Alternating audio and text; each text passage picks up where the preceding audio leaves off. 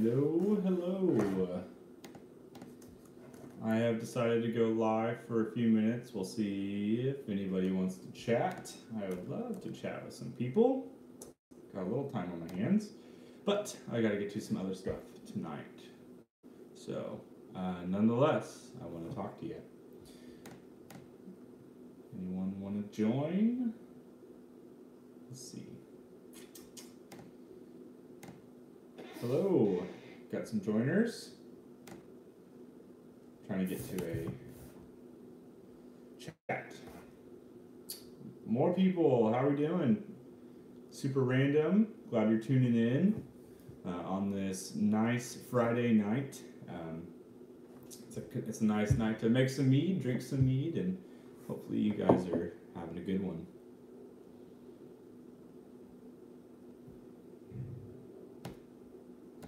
So I would love to know what you guys are working on. I actually just finished making, I'm finishing up a video tomorrow. I started the main process of a video. Some videos I do are multiple day long videos. And so this is one of those that I'm waiting on. I won't spoil it too much, but I do want to make more mead and video stuff. I'm actually drinking 2 of the meads that I was working on in those videos. So, does anybody have any meads going on? Anyone make anything fun? I know it's the holidays, and it is a good time to just kind of experiment. So, anyone making anything fun?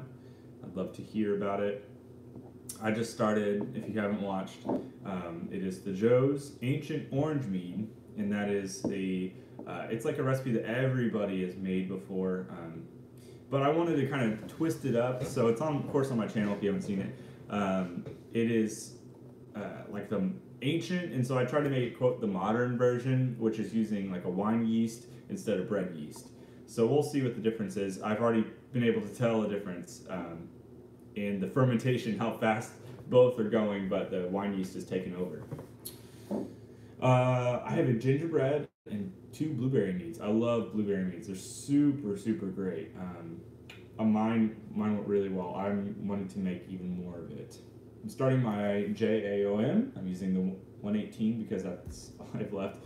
Yeah, you should, the bread yeast actually is going well. The thing I've noticed about bread yeast though is it's putting off a different smell, that's for sure. It's fermenting vastly different than a wine yeast.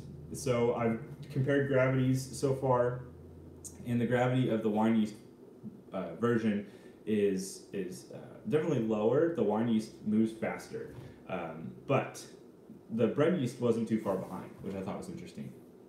Hey Larry, how's it going? JO was first mead. A lot of people make it as a first mead, which is kind of cool. It's a not too bad of a mead. Turned out pretty nice, I thought, overspiced. Stored it badly, yeah.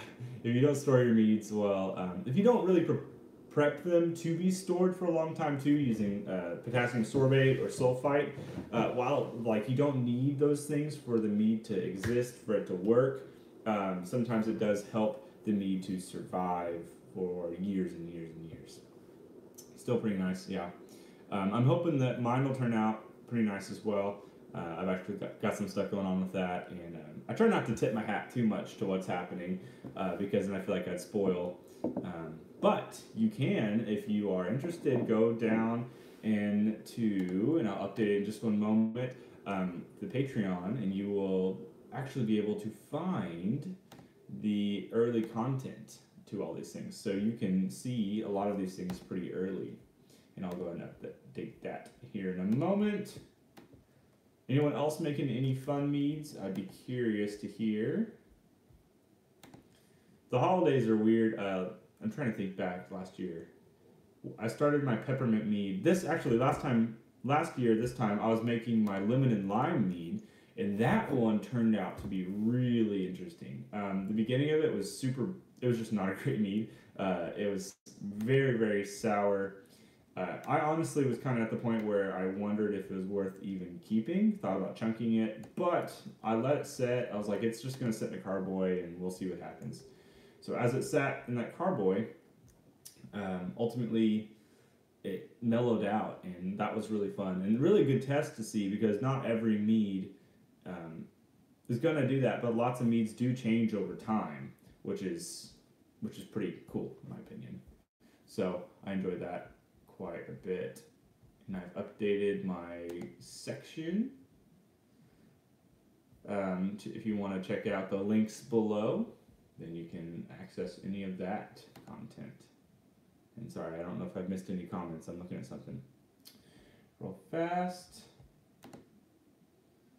Got a batch of clover honey with juniper berries. Juniper berries are really nice. The Redstone Meadery makes a really good juniper berry honey wine, or mead, as they call it, and it's very, very nice. Let's see, star anise, cloves, and some cinnamon sticks. Bulk aging. How many gallons is that, John? I'd be curious to hear. Right now I'm drinking, this is a my strawberry and banana mead, which I don't have a lot of, but it's really interesting. This was another one I put like 4 pounds of strawberries in, and then I put in like 2 bananas, and I was thinking, like, wonder what's gonna happen with like maybe a gallon of mead. Actually it worked in a lot of ways, but then I learned that a lot of flavors don't meld super well. Like banana didn't pop out super well. I wouldn't really recommend trying to do a bunch with it. What's up, Dylan? Good to see you, man. Glad you could tune in. I know it's a random stream, but I kind of like this side of things, being able to talk to you guys, of course, but then kind of the random side, like, hey, who's on? Who wants to talk? And make it a personal thing as well. So let's see. I've never done anything with star anise, which is interesting. It's about 5.5 gallons. Nice. It'll be drinkable by Christmas, but I'm not sure. Connor Rivers, thanks for the YouTube videos. Much of what you have available I've already learned from working in a professional setting, but many don't know the basics in your videos. Informative and thorough. Thank you, Connor. That's super nice of you to say. My hope is that I'm doing exactly what you just said, which is helping people get started, and these are the times when I think we can start to dive deeper, because the people who really want to know about mead will ask, and the people who just want to get started with it will hopefully see videos that people do and get started, and then kind of dive in deeper as they get going. But I do really enjoy making content. It's been a big part of my life for about a year and a couple months now. Just woke up from a long day of hard work. I understand that. I've worked a full day myself, and I got home and realized, oh man, I gotta still make some YouTube videos. I've got lots of mead that's sitting in my utility room, in my mead room, that needs to progress on. And I've got lots of meads right now that are fairly old. A couple that are like from January, February, March, that need to be bottled, need to be taken care of. Have you ever made a bochet before? I tried it once. I overcooked the hell out of it, but it tastes like bitterness. Yeah, I have made bochet. I've made 2 now. The first one was back in February, and it was my first one I made. It turned out really great. I actually liked it so much I made another one. I have one right now that's a 8-gallon going, and I've split it into different things, and I actually haven't posted the video of it yet. But basically, I'm doing different things. Original, just normal bochet, then adding some other stuff. You have to be really careful, though, with heating the honey. Hey, 2 developments. I bottled my first mead now, plain mead. Second, lost 3 gallons of mead. Worked hard on. Too much pepper. Definitely, pepper is one of those things you can run into a problem real fast. You got to be careful. Any spices are great and dangerous at the same time. My first batch was a basic mead. Tried to back sweeten it and start off. The fermentation has an off flavor. I don't know. That's really interesting. I'd have to know more information more than just that. I wonder. There's a thing called fusels, and fusels are like the flavors that the yeast kind of put out when they stress. And so I don't know if for any reason the yeast was stressed. I'm not sure if what exactly happened. How do you handle too much pepper and vinegar taste? It's hard to subtract flavor, what I did, like I said with my lemon and lime, is I just let it set for a long time. It's set for, I mean, 9, 10 months, and then I finally bottled it, and it just like it changed. And so my thing is like just let it set. Like if it's the difference between $10 and like buying a new carboy and just letting it set, just let it set. Forget about it. See what happens in a while. It could chill out. See, John has a good example. Tastes sweet, mellowed out after a year and change. Exactly. Save the dilute in a traditional dilute it. Yeah, that's a good idea too, Connor. To use it as a mixer. Anything to mixer will help. Have you ever had a mead get a corky taste? I haven't ever had that. I always use synthetic corks though, so my corks are not really gonna put off that flavor since they are synthetic. But I imagine you can get that if you store it weird. That's possible. Do you think a strawberry vanilla mead will be good enough to drink after 3 months? And have you noticed a difference in having fruit in the primary versus secondary? Strawberry vanilla mead, yes. You can turn that thing around in 3 months depending on how much honey you put in, how heavy the ABV. The higher the alcohol volume, the longer it needs to sit in order to be at its best. So a lower ABV mead, like a hydromel, is going to be super simple to put out in 3 months. But 3 months for like a 16%er might be a little bit harder to attain. And have I noticed a difference between primary and secondary for fruits? Actually, yes. I did a test of pineapples, and one in the primary, one in the secondary, and there's a big difference. You get different characters of the fruit in different ones. So it's hard to pinpoint and say exactly, hey, in the primary, your apples, you get like this taste and whatever, or all fruit, I should say. You can get specific to fruits, like my pineapple, I noticed that the primary fruit, you get more of the kind of in taste of the pineapple, but then the secondary, you get more of the middle, the sweetness, and not so much the tart. And it was the same pineapple, same ingredients, everything, just a different timing, and it does make a difference. Honestly, you have to test it. There's no perfect method. You just have to test, try, and record your results, and then figure out what you like. I tend to put mine into now, primary and secondary if I can afford it, because you get best of both worlds. But secondary has worked really well for me in the past. Depends on the pepper taste. I think an Oklahoma Mead Fest is in order. I think so too. That would be very, very nice. I would be very surprised, though we have I don't think we have any meaderies in Oklahoma. So I myself thought a while ago, I was like, what if I felt ambitious enough to take my normal job and not worry about it and try to start this meadery, start a winery, something. But it is a big process. It would be pretty tough. Something that I would have to really dwell on, really think about for quite a while before I dove into it. How do you get a low ABV mead? Put less honey in. Use a yeast that will take a lower tolerance. But you can also use a decent amount of honey, and then when you get to your ABV you want, let's say 7%, 8%, you can kill the fermentation, potassium sorbate and sulfite, at which point you will cold crash it. And when you cold crash it, drops the yeast down. Cold crashing is where you put it in for about like 35 degrees and basically refrigerate it for a couple days, and that will help kill and stop the yeast from continuing to ferment on the current sugars, and that will normally keep your sweetness but also keep your ABV down, if that makes any sense. Hey, making a bochet, any tips? Be careful with the honey. Don't boil it over like crazy. Watch it. I literally did it last time I made a bochet, which was about a month ago. I just sat at the stove and watched it for an hour and 45 minutes. I didn't leave the stove. And you just have to be really careful so you don't burn the honey and leave it on for too long. And then also what worked well for me was honestly just taking, once I got it all, I let it set for a second, I threw it all into my my water and stirred it up, and it worked well. Some people will wait, take the foam off the top, which you can, but I feel like I got some extra flavor out of that. So doing that, but then also depending on your yeast. Like the Lalvin D47 worked well for me.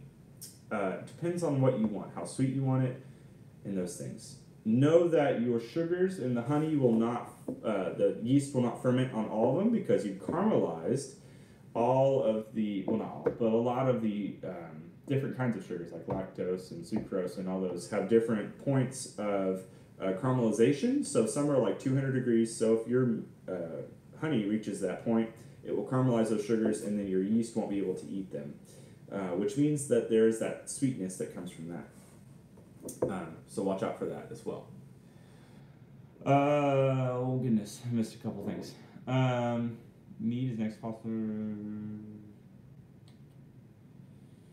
Also trying to make that one Mead city stating advertised lemongrass one. You familiar? I am not familiar with that one. I know the channel, of course. I've seen some of their stuff, and they're really great. I highly encourage a lot of people to watch them. They put out a lot of great content, and I wish I had time to put out as much content as them. However, I've got other things I got to do. I'm sure they have other things they have to do, but my full-time job takes up a lot of my time, unfortunately.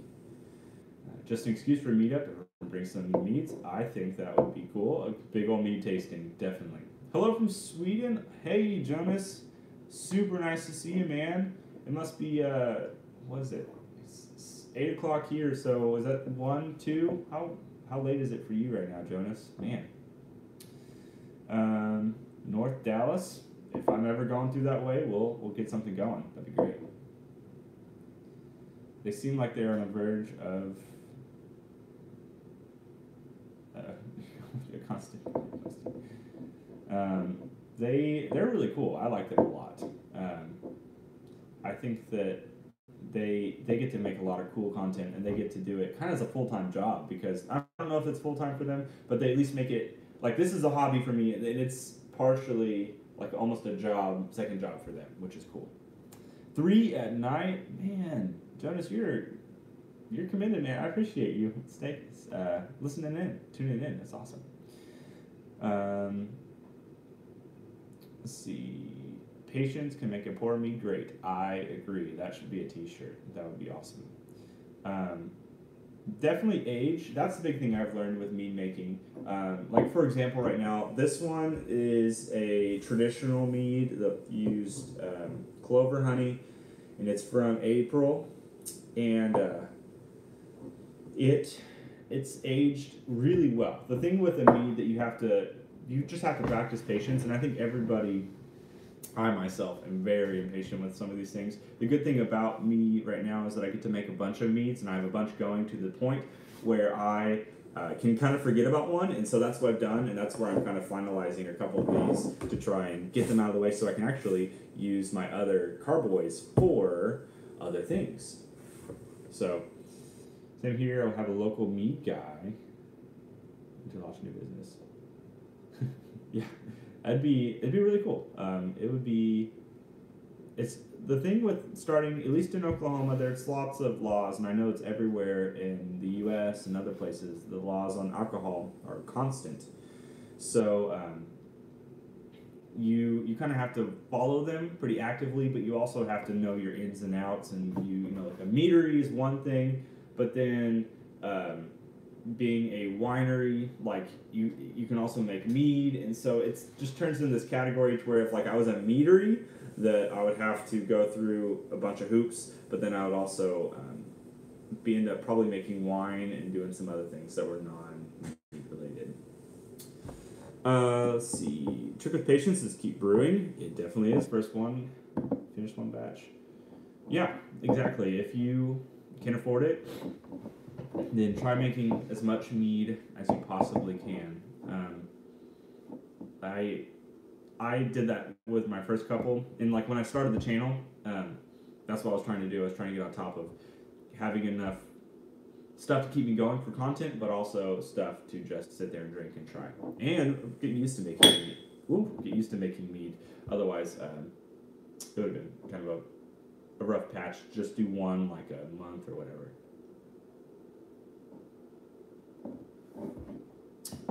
What do you suggest to combat heavy clove taste? other flavors maybe to pair them. You could possibly pair it to where you don't have to worry so much about the traditional. What I would do and what I want to do soon, since I still have some honey, is to go ahead and make a huge traditional batch, probably about 6 or 8 gallons, and then split it up into various other things.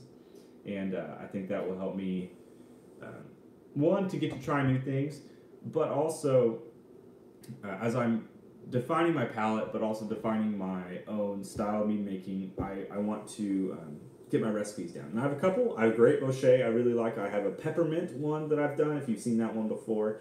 My apple cinnamon, I actually have 3 big batches of those going. And then I love my blueberry. I've got a mixed berry that's super good. I've got a blood orange that I don't have a video out yet, and I need to actually go through and edit it. But I dry hopped it, which that really helped it too and made it pretty good. Constantly, that's not a problem at all. Hey man, love your videos. I researched mead making for a long time before I finally pulling the trigger and found your channel a little after I started, and it's been a huge help. Thank you so much, Goth Gamer Man. That's honestly what I want this channel to be about, is helping in some way.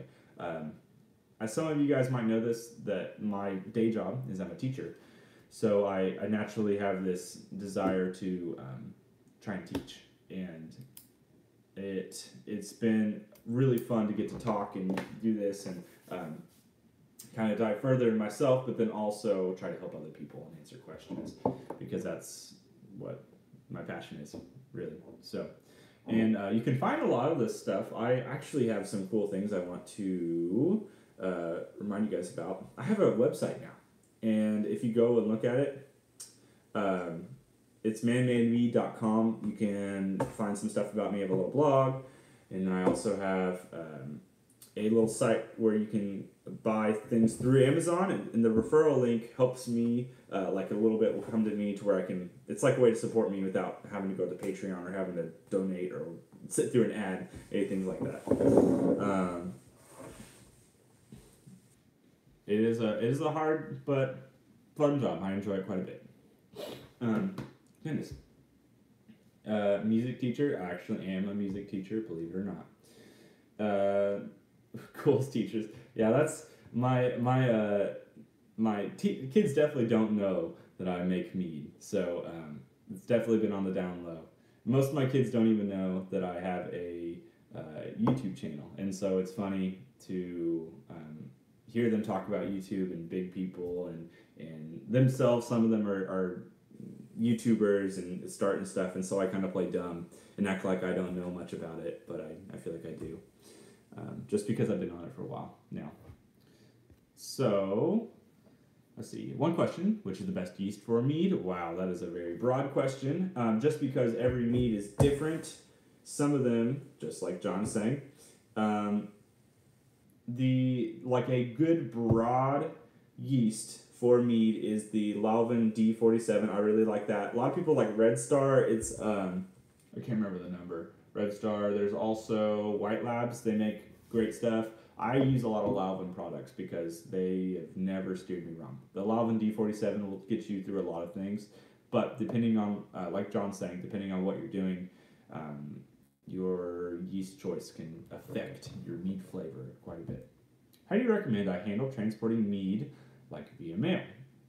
I would highly encourage you to take your bottles and bubble wrap them, for one, and then when you put them into a container, make sure that there's just no way it can rattle around. So maybe some of those, more bubble wrap or something, and just put it in a tight box, basically, and keep it to where it won't clink up with anything. And then, whenever you send it, you have to be really careful. So definitely be careful about, you can't go in and say you're going to ship it. So I would find a way around that if that's what your life is looking like. But I have no experience with doing it, so I can't exactly say a lot about it. If that's what you're going to do, you kind of have to do something different with it. Handmade, man-made. Where did you get the idea for the yeast starter? And you got some tips for that. I heard about a yeast starter from, I can't remember where, but the yeast starter will It's just an easy way to get your yeast acclimated to where they're not having to fight against one another, and they get time to get used to the sugar content.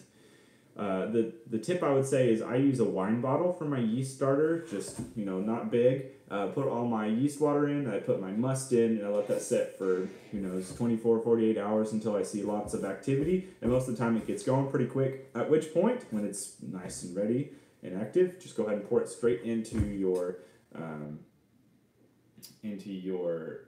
full must, and that should get it going, hopefully. How can I mail you a cool souvenir bottle? Honestly, I don't have a great answer for that. You'd probably just have to just try. I don't know. I wish I had more experience doing that, but I don't. Jonas, I'm glad people are here to help you, because that's what we're all here for. Do you ever filter your meads? I got way too much sediment. Recommendations. Filtering, you mean just clarity? You can filter your meads, but it gets expensive because big commercial breweries like to do it, and they do a great job. However, it is expensive, very expensive. You can also go through and clarify with things like bentonite and quick clear and other things like that. But those can also start to strip away flavors from your mead, so you kind of, it's a give or take. What do you do? So don't use Star Stain as a clarifier. Boldness and sediment. Just rack it off the sediment, and then you will basically just keep racking until that sediment goes away. And it's just time and time. You'll lose a little mead each time, and that's just kind of how it is. Everyone loses some when you're bottling and when you're moving it over and blah, blah, blah. But that's why you always make more than you anticipate.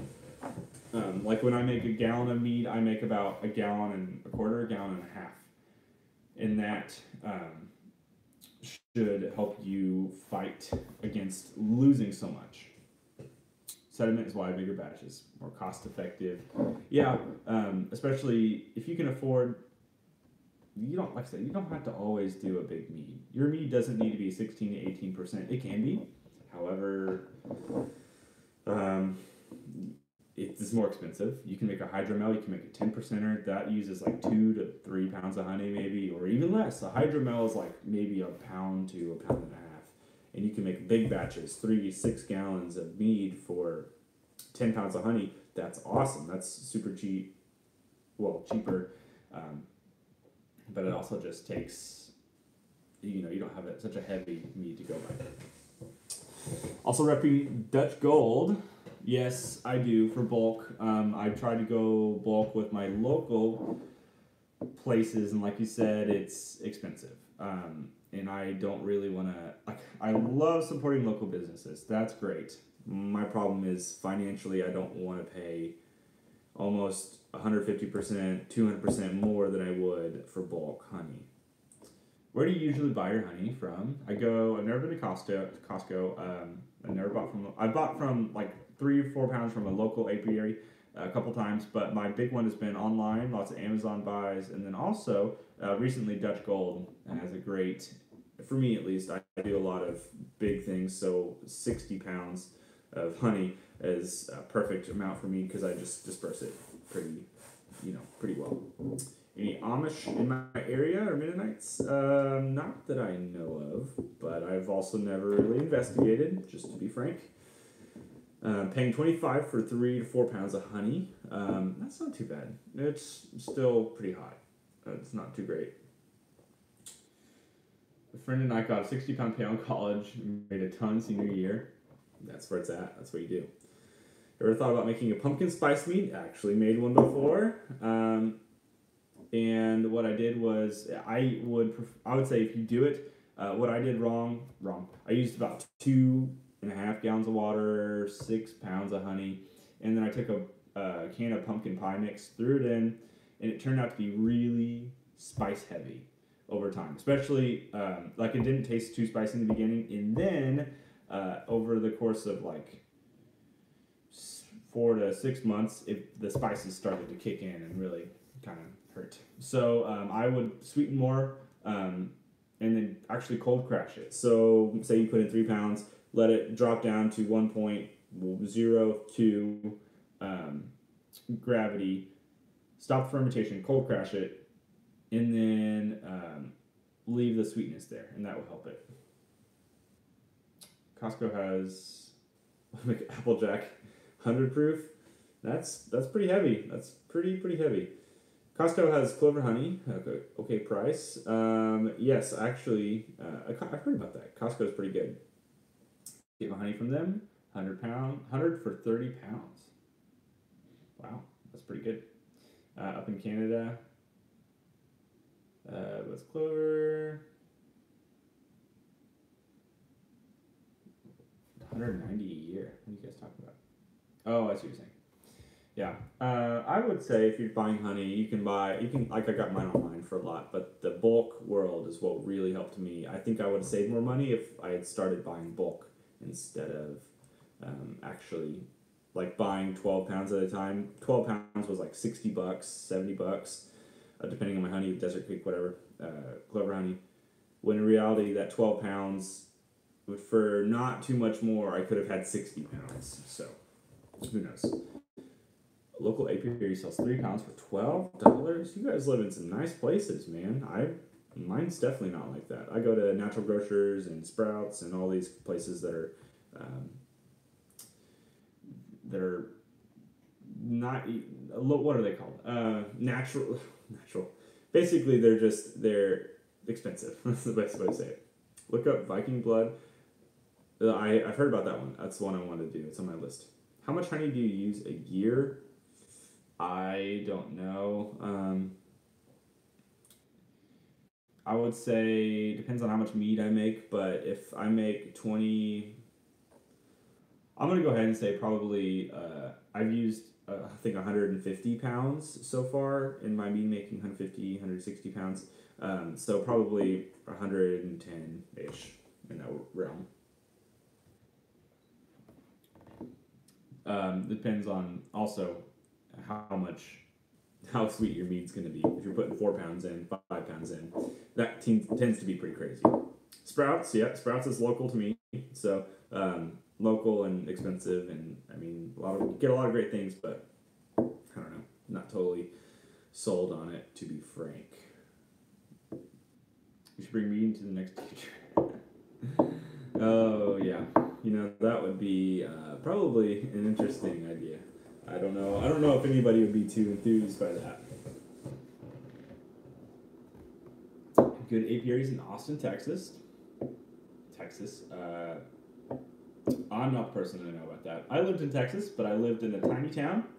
Where I started making mead was in the town of Wheeler, which is a really small place. And that's what I got bored, and so that's why I started this channel and kind of rooted it and wanted to make beer, then decided on mead. And so here we are, a year and a couple months later, and it's been a lot of fun. I get to talk to you guys. So, okay, I've got a couple things I need to do tonight, so I got to get off here in just a moment. I'll answer any last questions, and then I got to go. Why did you start making mead? Like for me, it was easy, booze cheaper. I started making mead because honestly, when I looked at beer, I didn't want to buy the equipment for beer, and I was like, well, mead seems pretty simple. I've never had it, and I went and tried it, and then I was like, oh, this is pretty good. So I started making it because it was simpler, and then I found that, of course, it gets deeper and deeper, but like just like beer. But I didn't want to buy like a camp stove and stuff for beer. That's kind of why I started making it.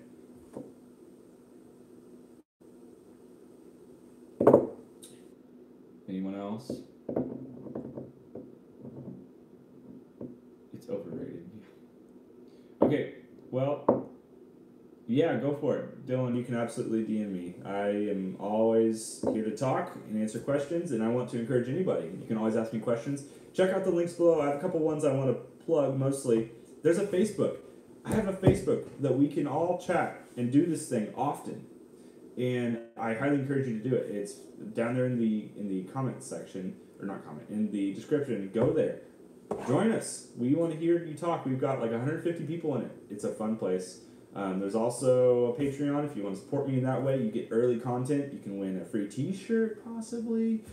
You can also do some other things, but that's a good one, and I have a website now. So lots of different things.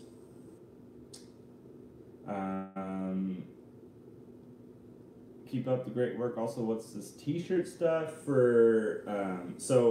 For $5 a month, you get access to all my YouTube videos 3 or 4 days before they go up on YouTube, so you can be the first ones to watch them. You also get access to exclusive live streams. This one is for YouTube. This is not a Patreon live stream, but you get access to exclusive Patreon live streams, and then you also get the chance to win a T-shirt that I'll give out once a month. And I do it at the beginning of every month. I do a drawing, and if you win, you get to pick whatever T-shirt of my merchandise you want. So, Steve, do you have to aerate mead at the beginning when it's first fermenting? You want to do it first 3 to 4 days of its life, and then after that, you don't have to worry about it too much. You kind of can let it go, but it does need air to operate. Okay, I am super glad I got to talk to you guys. I have to actually eat dinner and do other things with my life. So I appreciate you guys tuning in, and I hope you have a very nice day. I'll answer Steve's question real fast. Yeast are living creatures that need oxygen, and so in the beginning they need oxygen to ferment on, so they turn everything to CO2. So you aerate in order to give them that extra thing. Nutrients and oxygen help them live. So, all right, thank you guys. I appreciate getting to talk to you. I hope you have a wonderful, wonderful night. Check out the links below, and I hope you will tune in again. So I'll talk to you guys again, and have a wonderful, wonderful night. Cheers. Whew.